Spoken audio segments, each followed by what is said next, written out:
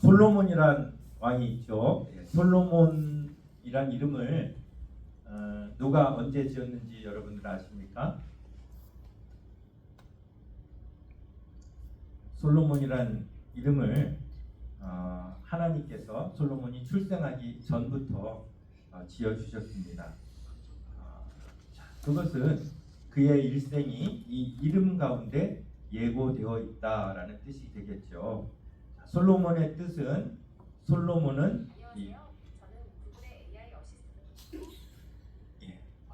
제가 솔로몬 물어보니까 구글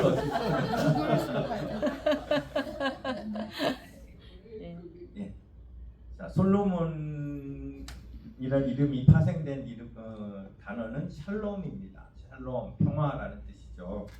자, 결국 하나님이 이 솔로몬이란 이름을 나기도 전에 지어주셨다는 것은 솔로몬의 일생이 평화로울 것임을 예고하는 그런 의미가 있겠죠.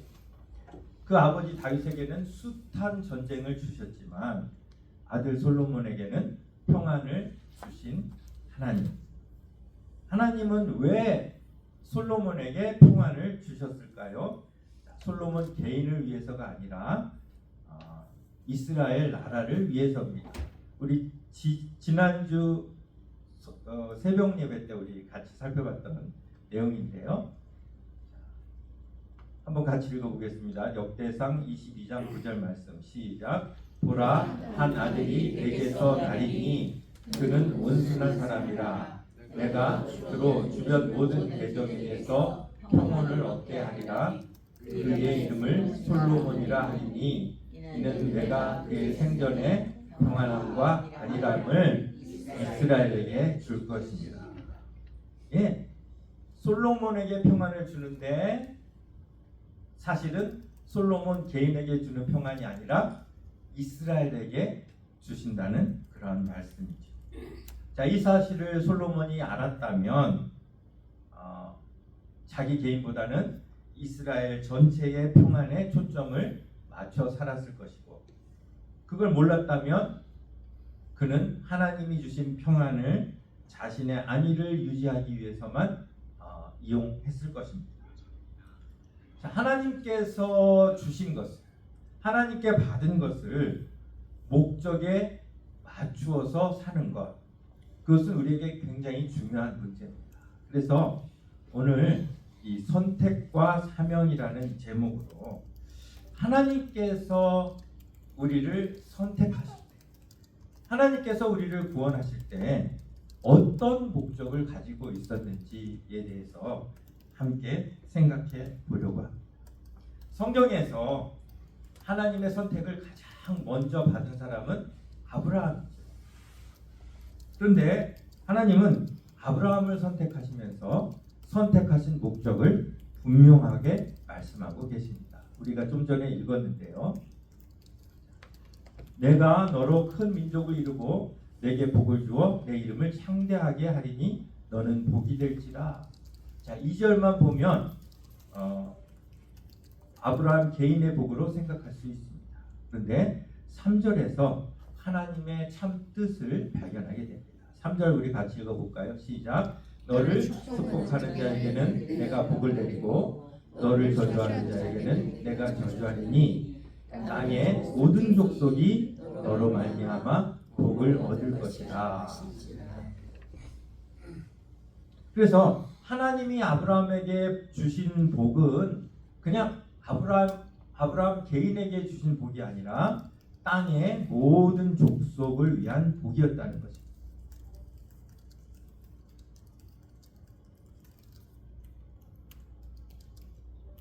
하나님의 선택에는 목적이 있습니다. 그저 구원받을 자 한 명을 선택하는 그런 선택이 아니라 그 선택을 통해서 하나님의 복이 다른 사람에게까지 흘러가게 하는 목적으로 우리 한 사람 한 사람을 선택하셨다는 것이에요.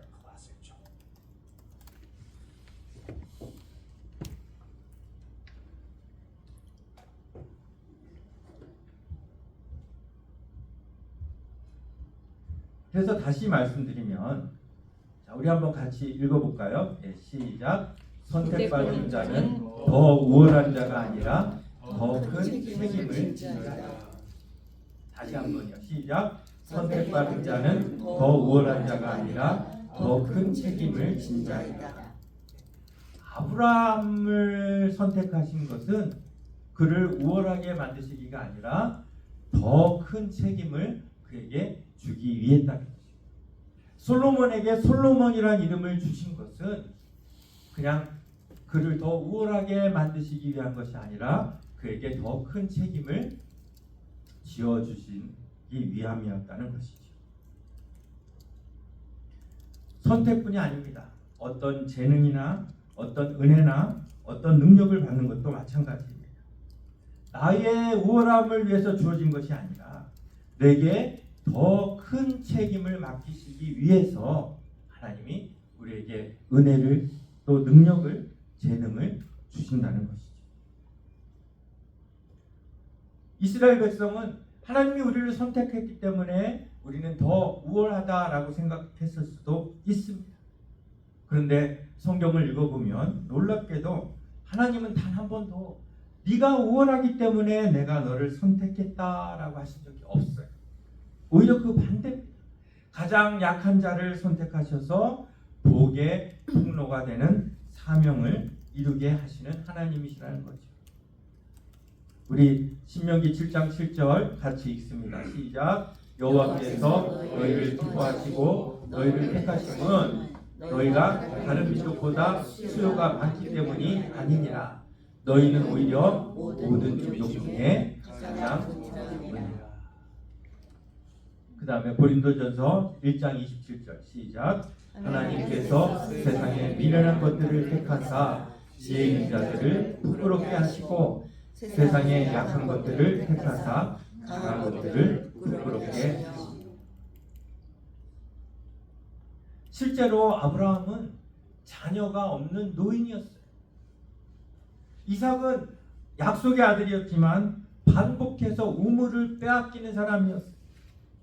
야곱은 강한 강자가 아니라 약하고 비열한 둘째였어요. 요셉은 형들에게 버림받은 노예였어요. 모세는 말을 잘하지 못해서 두려워한 사람이에요. 기드온 역시 내 집은 가장 약하고 나는 가장 작은 자라고 고백합니다. 사울은 어땠습니까? 베냐민 가운데 가장 약한 기스의 아들입니다. 다윗은 형제들 가운데 가장 작고 어린 들판에 있던 목동입니다. 이들이 하나님이 선택하신 사람들이에요. 강하기 때문이 아니라 우월하기 때문이 아니라 높기 때문이 아니라 약해서 선택받은 것입니다. 그런데 이스라엘 백성들은 그 선택을 어떻게 받아들였습니까? 택함받은 선민이기 때문에 자기들이 다른 민족보다 우월하다, 그런 우월의식을 가지고 있었어요. 특별히 바리새인들은 율법을 통해 자기 자신이 드러나기를 원했던 것입니다. 복을 흘려보내야 되는데 오히려 다른 사람들을 정죄함으로 자신의 우월성을 입증하려고 했던 것입니다. 하지만 예수님이 이 땅에 오셔서 우리에게 보여주신 것은 복과 선택의 목적은 그게 아니라는 것을 보여주셨어요. 예수님은 직접 가난한 자, 병든 자, 갇힌 자, 포로된 자, 세리, 죄인, 창기를 찾아가셨어요. 그리고 그들에게 마음껏 복을 흘러 보내주셨어요. 그렇게 하심으로써 하나님의 선택을 받은 사람은 자기의 우월함을 드러내기보다는 소외된 사람들을 위한 복의 통로가 되어야 한다는 이 창세기 12장 3절의 말씀을 아낌없이 보여주셨던 것입니다. 얼마 전 SNS에 이런 글이 올라왔습니다. 특정 나라를 비하하는 글이었어요. 제가 설교 중에 어떤 나라라고 말씀드리기가 곤란하니까 제가 동그라미 땡땡이라고 읽겠습니다. 얼마 전 월마트에서 땡땡 아버지가 카트에 앉아있는 아이들에게 바나나를 까서 먹게 하는 것을 보았습니다. 계산도 하기 전에요. 놀랐습니다. 또 산책을 하는데 단지 앞에 심어놓은 장미 부씨를 통째로 파가는 것을 보았습니다.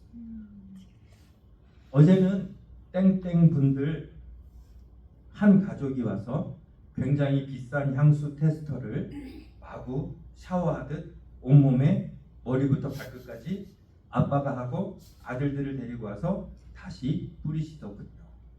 그래서 같이 일하는 땡땡계 직원에게 물었습니다. 그랬더니 그 나라에서는 어려서부터 그렇게 해도 괜찮다는 가정교육을 받는다고 합니다.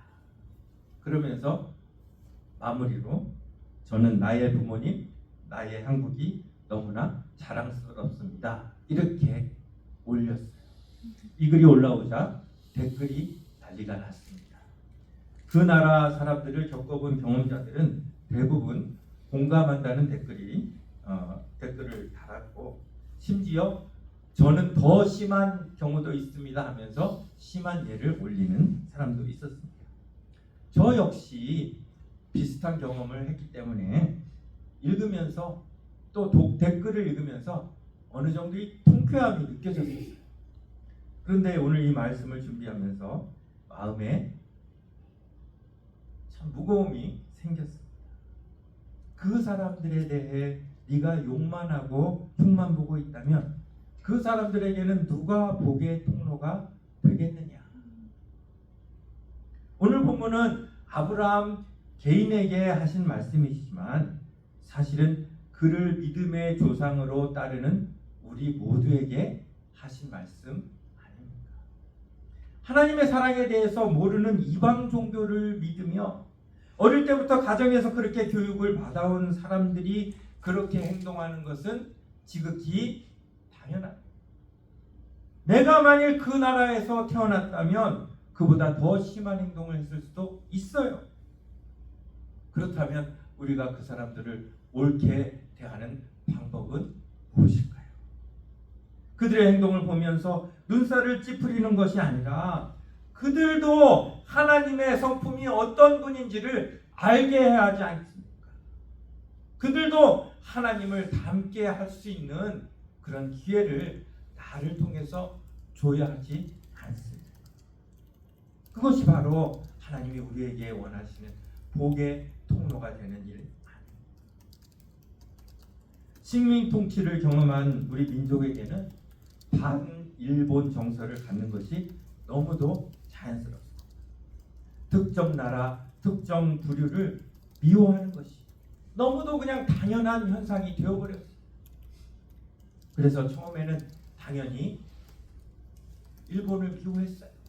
그러다가 이제 중국을 계속 경험을 해보니까 이제는 중국에 대해서 반감을 갖는 그런 사람들이 또 생겼어요.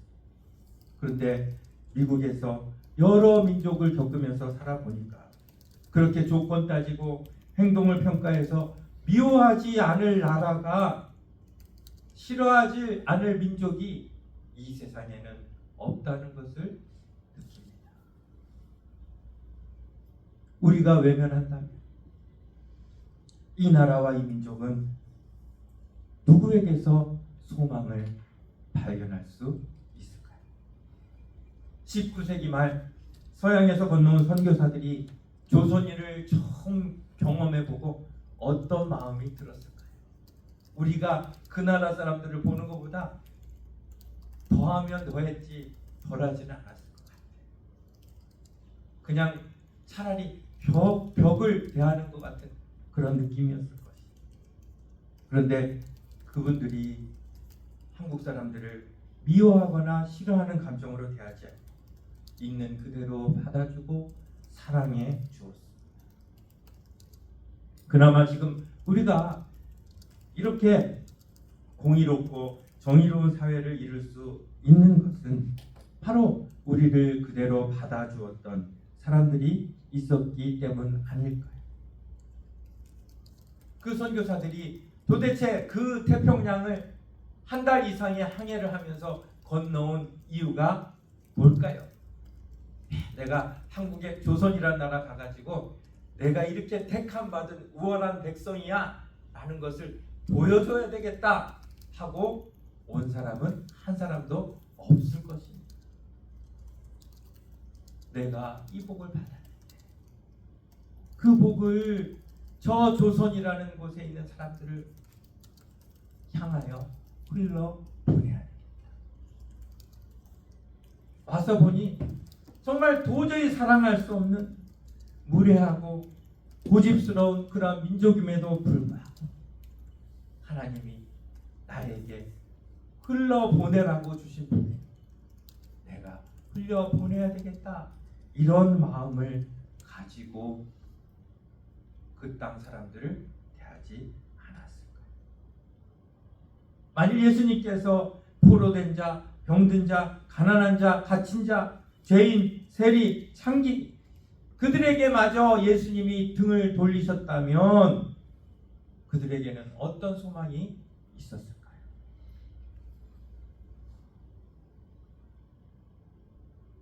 제가 잠깐 아까 헌금기도 하면서도 기도를 했지만 이제 우리가 약하기 때문에 우리가 빨리 서야지, 우리 교회가 빨리 부흥해야지 이런 마음을 우리가 갖기가 쉽습니다.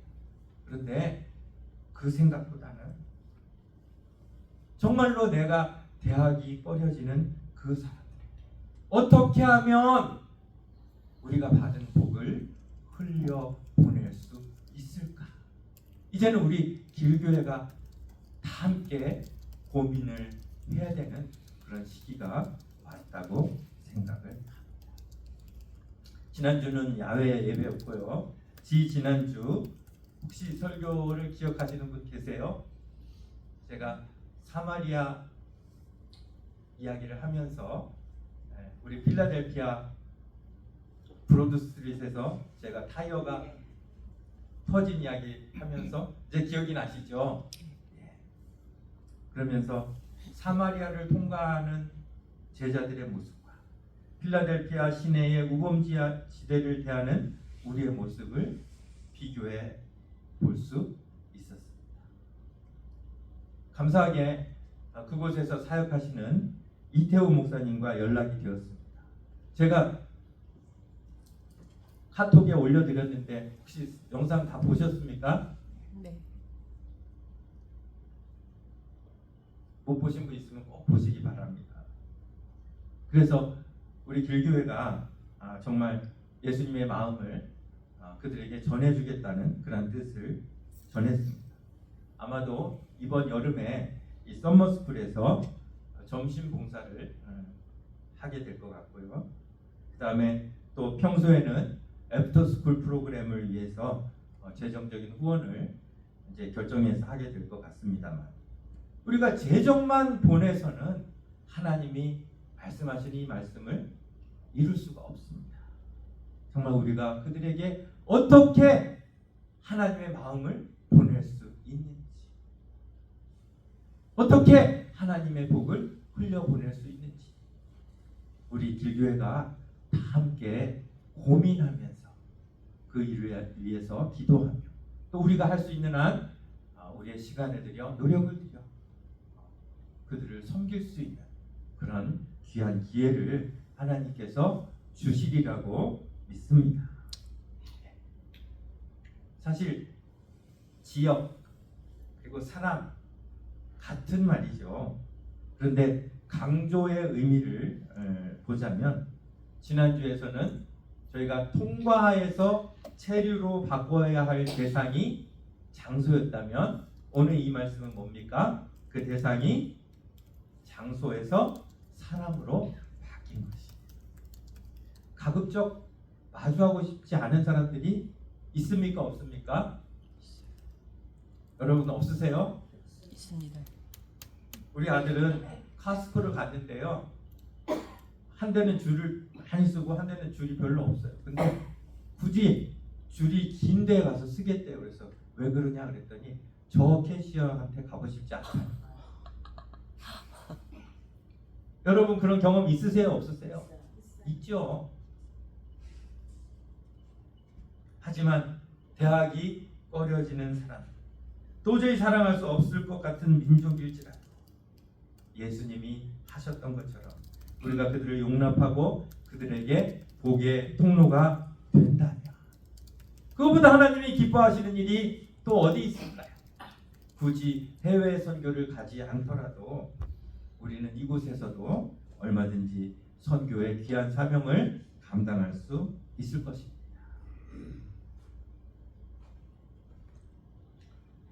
하나님의 선택은 특권일까요? 책임일까요? 나는 하나님의 선택을 받은 사람이야.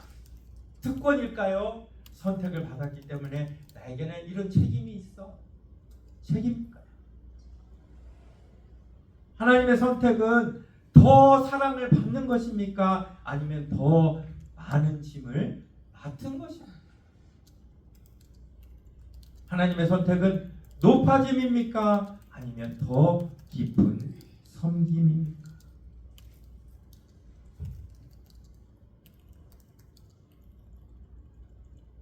하나님이 아브라함을 선택하셨어요.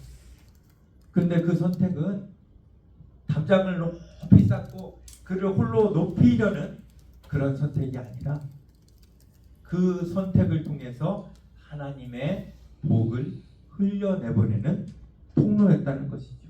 그래서 선택은 담장이 아닌 뭐라고요? 통로입니다. 하나님이 저와 여러분들을 택하여 주신 것은 통로가 되라는 거예요. 담을 쌓고 철저히 우리끼리만 든든하게 안전하게 지내라는 것이 아니라 통로가 되라는 그러한 책임을 맡겨 주신 것이에요. 너는 복이 될지라. 그 다음에 같이요. 시작. 땅의 모든 족속이 너로 말미암아 복을 얻을 것이다. 아멘. 여기 너에다가 자기 이름을 한번 넣어서 한번 읽어볼까요? 땅에부터 시작. 땅의 모든 족속이 기문찬으로 말미암아 복을 얻을 것이다. 제대로 읽으셨어요? 제대로 이름 못 넣으셨죠? 한번 기회 다시 드릴게요. 자, 너는 복부터 시작. 너는 복이 될지라. 땅의 모든 족속이 기문찬으로 말미암아 복을 얻을 것이라. 여러분에게 이런 놀라운 책임과 특권을 주셨습니다.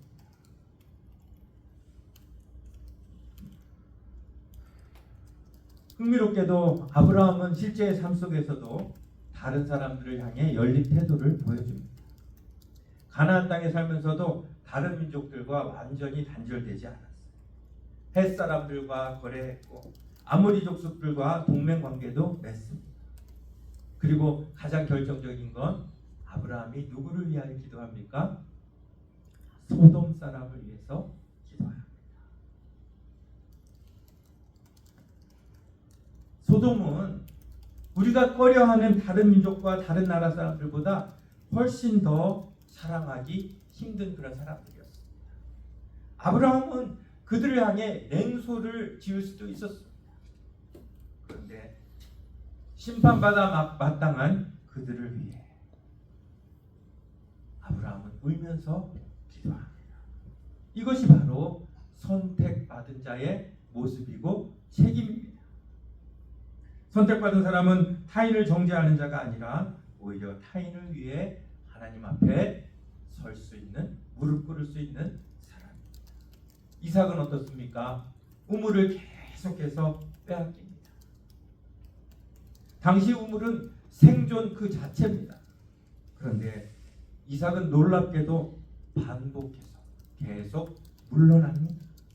힘이 없어서 물러난 것이 아니라 하나님이 지키신다는 믿음 때문에 굳이 폭력으로 자기 권리를 지키려 하지 않았다는 것입니다. 이삭 역시 축복의 통로가 된 사람이 어떻게 살아야 하는지를 보여줍니다. 반면 야곱의 아들들은 달랐습니다. 세겜이 디나를 욕보인 후에 그들은 할례를 평화의 언약처럼 제안하고 세겜 남자들을 몰살시킵니다. 이 사건 후에 야곱은 크게 두려워합니다. 너희가 나를 이 땅 주민에게 악취나게 하였도다. 하나님의 복의 통로가 되어야 할 사람들이 선택받은 가문이라는 이 정체성을 복수와 폭력의 도구로 사용했습니다.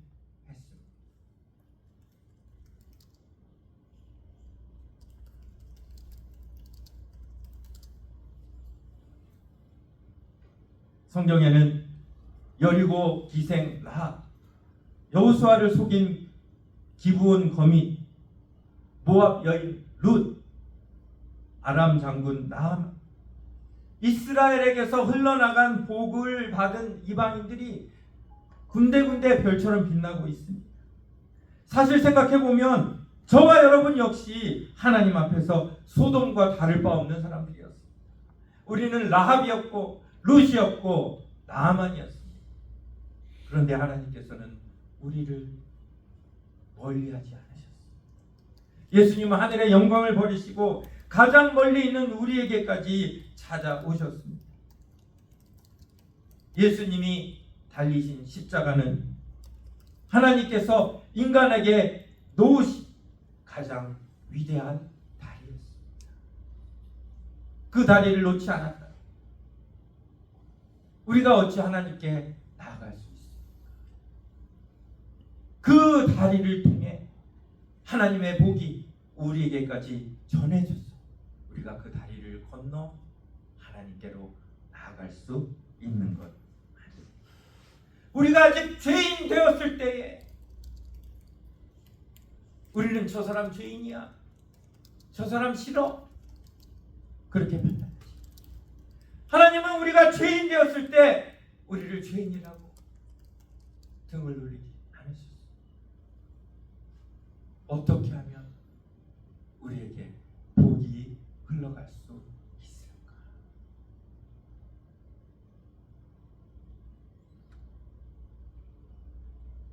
선택을 받은 사람은 담을 높이 세우는 사람이 아니라 다리를 놓는 사람입니다. 한번 같이 읽어볼까요? 시작. 선택받은 사람은 담장을 세우는 사람이 아니라 다리를 놓는 사람입니다. 이게 교회의 목적이에요. 그냥 수도원에 들어가서 우리끼리만 거룩하게 잘 살자, 이건 교회가 아니에요. 선택받은 사람들이 모인 교회는 우리가 가장 싫어하는 사람, 꺼려하는 사람들을 향하여 다리를 기꺼이 놓을 수 있는 사람. 우리 주변에 다른 민족들을 보시기 바랍니다. 그 가운데 어떤 라합이 있을지, 어떤 룻이 있을지, 어떤 나아만이 있을지 아무도 모릅니다. 하나님께서 우리를 선택한, 우리에게 복을 주신 이유 한번 생각해 보면서 우리를 통해 또 다른 라합, 또 다른 룻, 또 다른 나아만이 하나님의 귀한 복을 받는다면 그보다 더 이상 더 좋은 특권이 우리에게 어디 있겠습니까? 그 특권을, 그 책임을 주님 앞에서 우리가 잘 감당하겠다고 다짐하며 결단하는 저와 여러분들 되시기를 간절히 바랍니다. 기도하겠습니다.